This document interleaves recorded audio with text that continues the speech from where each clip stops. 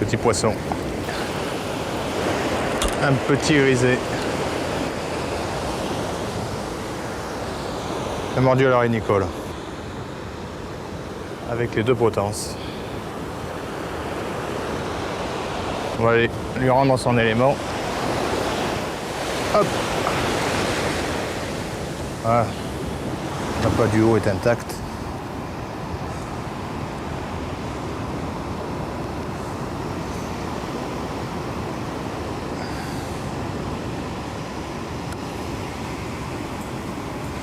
Et donc sans aiguille, ça passe très bien aussi. Voilà. Ce soir, le plomb rapin est indispensable parce qu'il y a beaucoup de courant dans la bahine.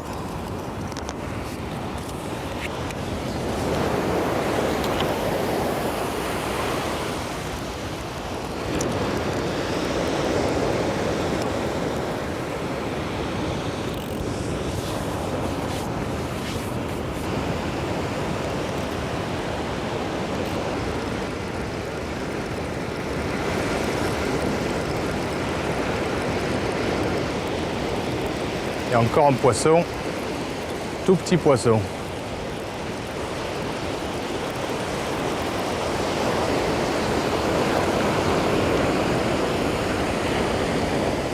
Petit marbré. Cette fois-ci, à l'empile du haut, sur une pistiche.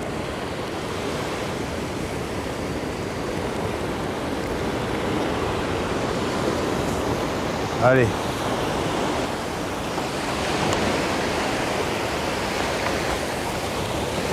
Petit poisson deviendra grand.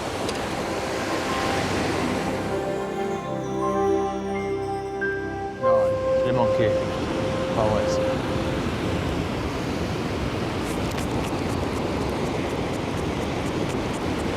Pas un gros. S'il y en a un, il est pas gros.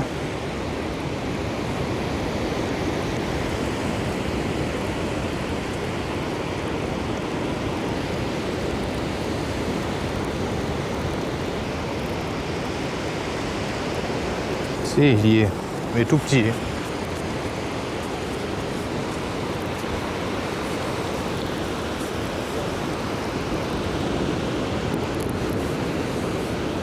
Encore un petit marbré.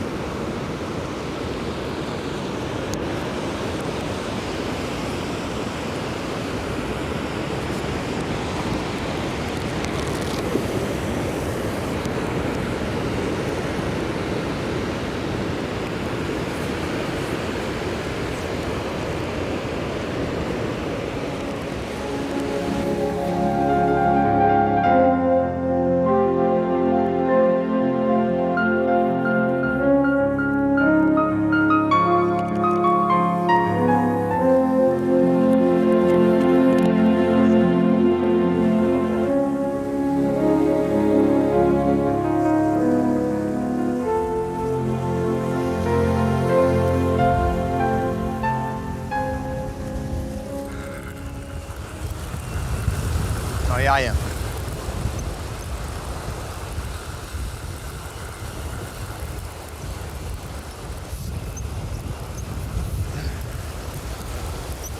J'ai appâté celle-ci. Alors, il y a toujours de l'herbe. Avec une petite sèche, un petit casseron et un verre sur la potence du haut. On va voir dans quel état c'est.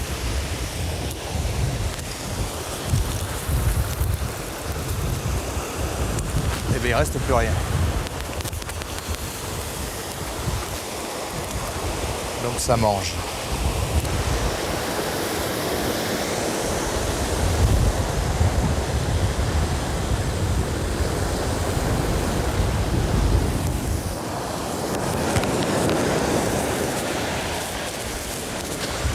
On va mettre un verre en haut.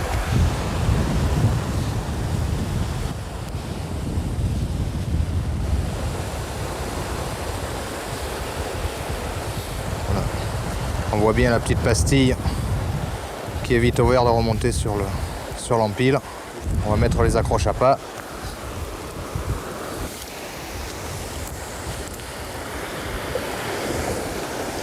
Accroche à pas.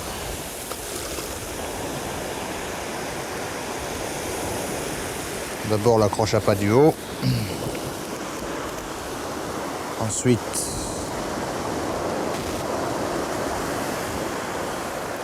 celui du bas.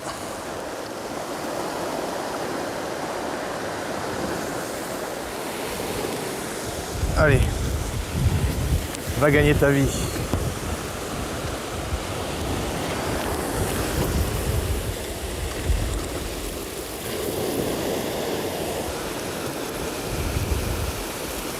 En contact avec le fond et on va détendre un peu la ligne. Je desserre le frein un peu, donner un peu de mou toujours.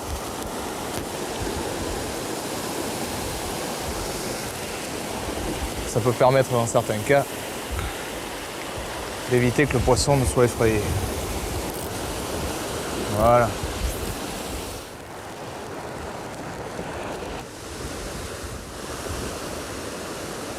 Ça risque d'ailleurs d'être meilleur étant donné que pour en faire entrer l'océan, on risque d'avoir moins d'herbe, effectivement.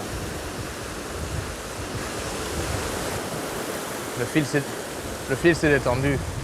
On a toujours bien entendu envie de donner un coup de canne. Il faut savoir qu'en surfcasting, avec la mer qui bouge, le mouvement de l'eau, en général on a un grappin qui est fermement ancré dans le sol. Le poisson, en général, se ferre tout seul. On dirait qu'il y a quelque chose.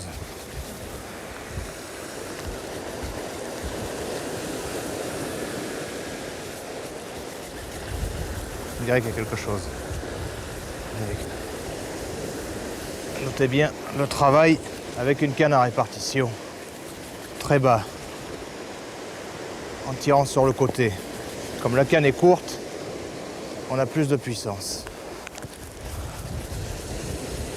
Toujours en pompant. On récupère en baissant la canne et on pompe. Voilà.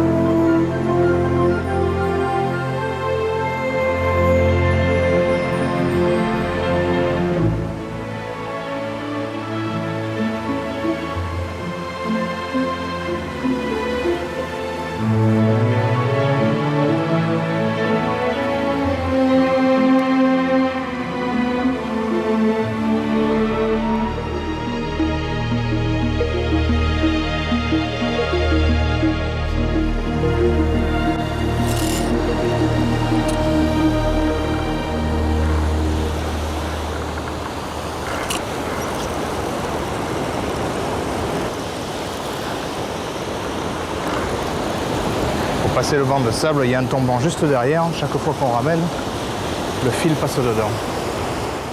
Vraiment très difficile de savoir si on a quelque chose, puisque ça se plante tous les 3 tours de manivelle. Il y a un poisson, un petit poisson, un petit taco.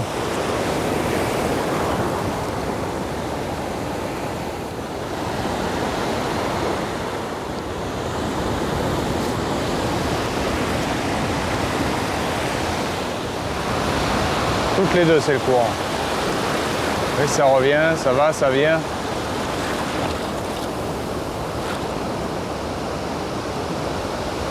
C'est le ressac, c'est la mer qui prend, qui revient.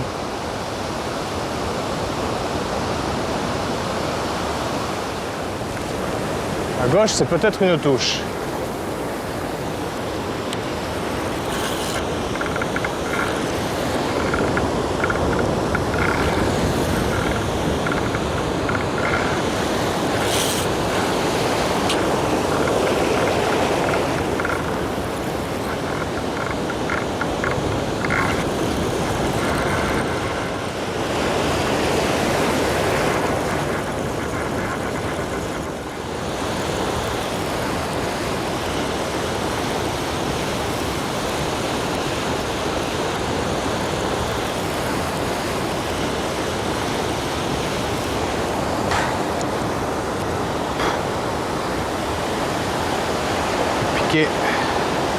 En bas, encore un petit sard.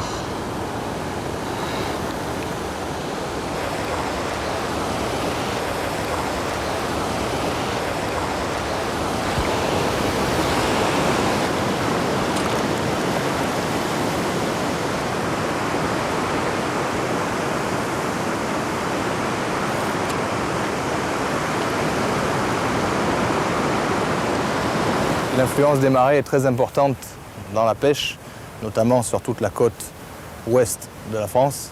Le phénomène de marée fait énormément bouger le poisson, c'est-à-dire que c'est un point très positif dans la mesure où on peut se baser sur des horaires bien précis qui vont en général correspondre à la venue du poisson à la côte.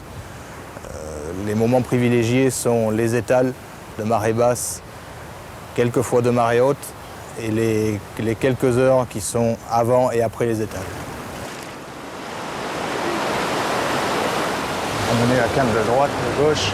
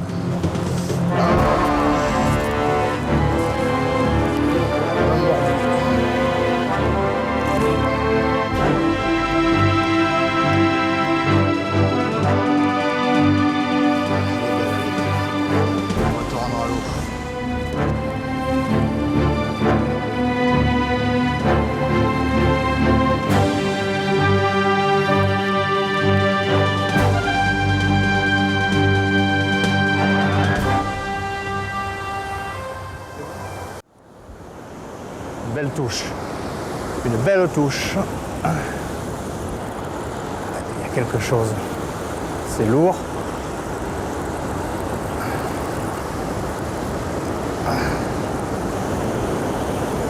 Un petit sard.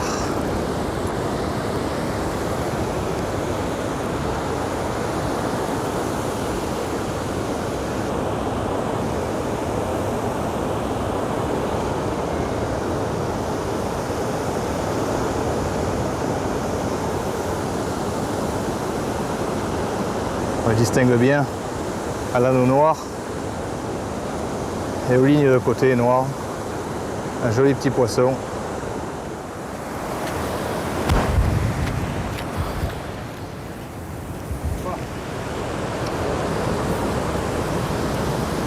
Ça va tenir ça, tu crois? Regarde le plomb. essayer.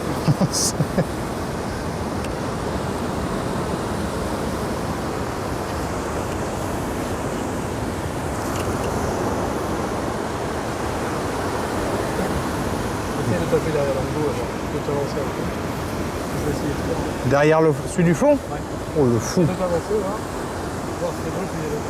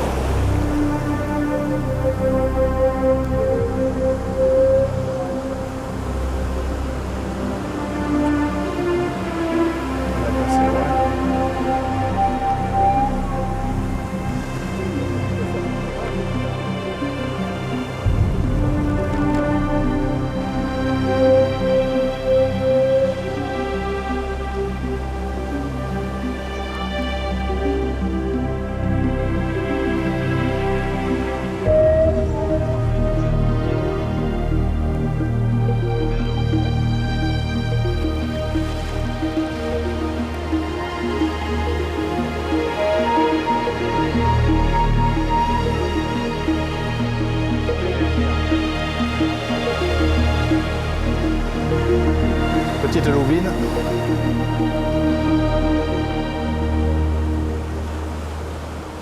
Qui va retrouver son élément. Voilà.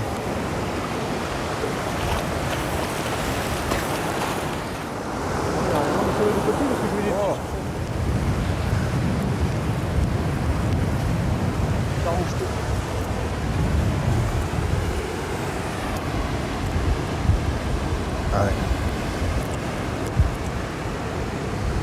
On distingue bien les taches noires qui caractérisent la pagaille. Et hop là!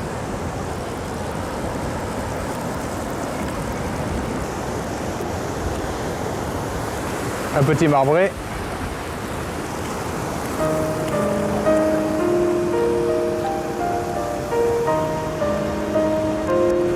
Le softcasting est une philosophie.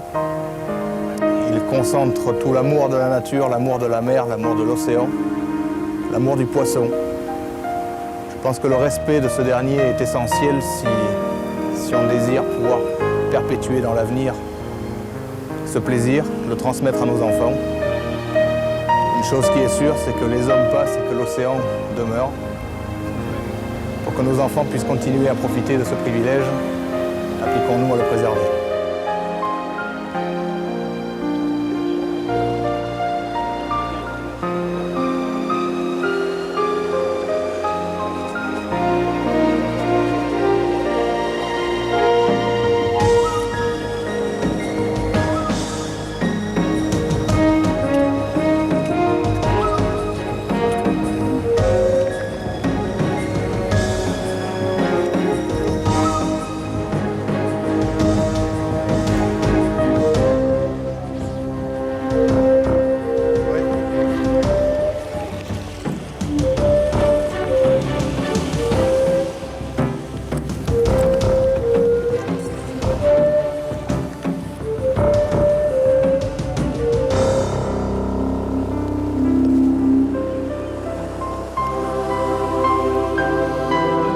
Et un autre poisson. Une bouclée.